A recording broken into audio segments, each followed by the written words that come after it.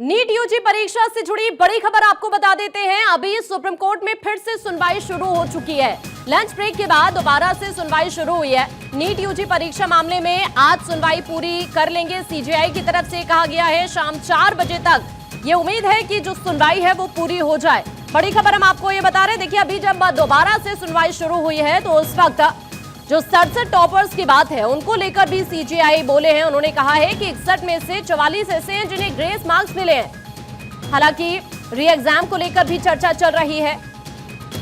चर्चा के दौरान एनटीए को लेकर भी वकील की तरफ से सवाल उठाए गए हैं।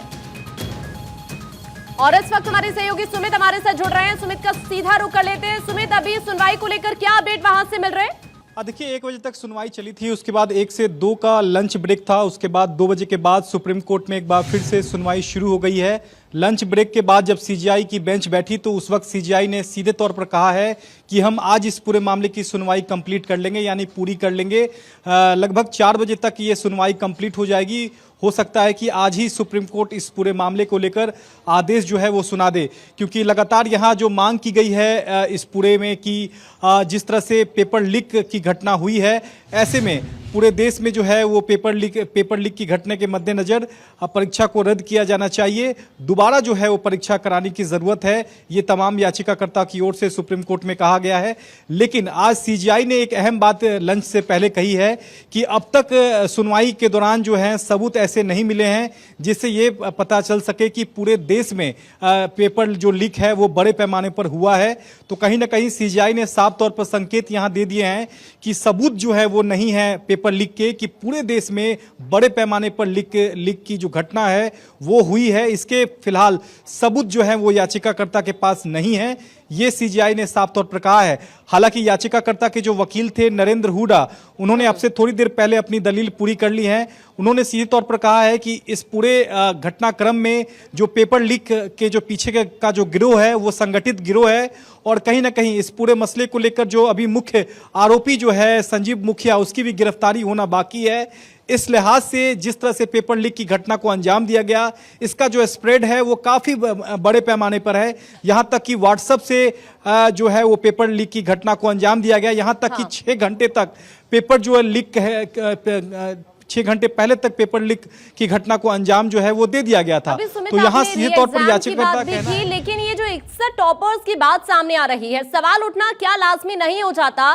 कि एक प्रतियोगी परीक्षा उसमें 61 टॉपर होना, क्या ये सवाल लाजमी नहीं है?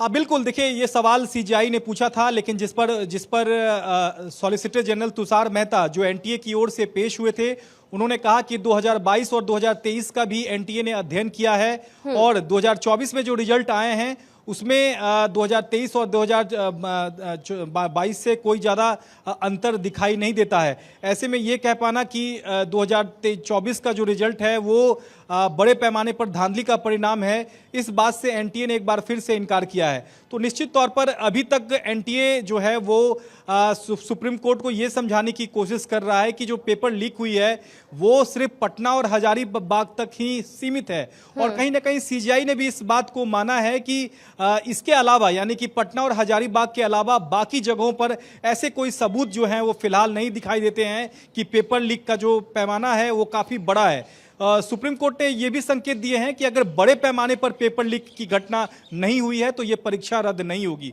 तो संभवतः अब तक जो संकेत मिल रहे हैं उससे यह साफ है कि ये जो परीक्षा में रद्द करने की जो मांग तमाम याचिकाकर्ता कर रहे हैं उससे फिलहाल सुप्रीम कोर्ट इत्तेफाक दिखाई नहीं दे रहा है।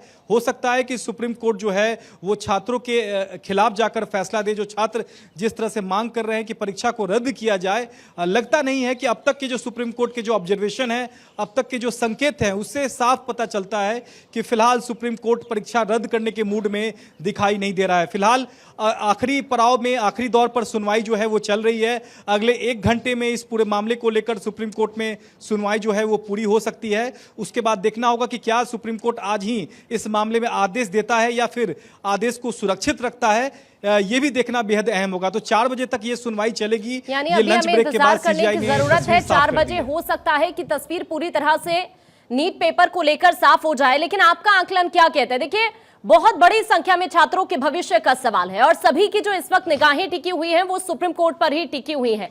आपका आकलन क्या यही कहता है कि वाकई जैसा अभी भी आपने कहा कि अभी जो शुरुआती चीजें हो रही हैं कोर्ट के अंदर, उसको देखते हुए तो नहीं लगता है कि पेपर दोबारा कराया जाएगा, लेकिन ऐसी संभावना क्या नजर आती है थोड़ी भी, क्योंकि छात्रों को बहुत उम्मीदें इस वक्त सुप्रीम कोर्ट से। सुमित,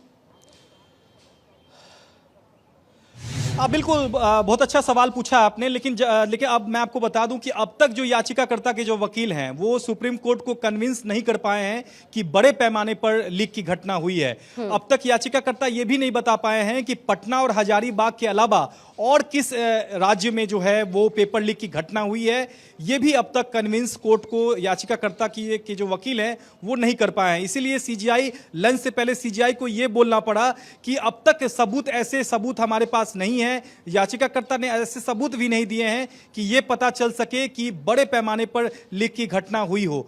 तो ऐसे में पिछली सुनवाई में भी सॉलिसिटर जनरल तुषार मेहता जो एनटीए के वकील हैं उन्होंने कहा था कि महज 150 लोगों को ही इसका फायदा जो है वो हुआ होगा।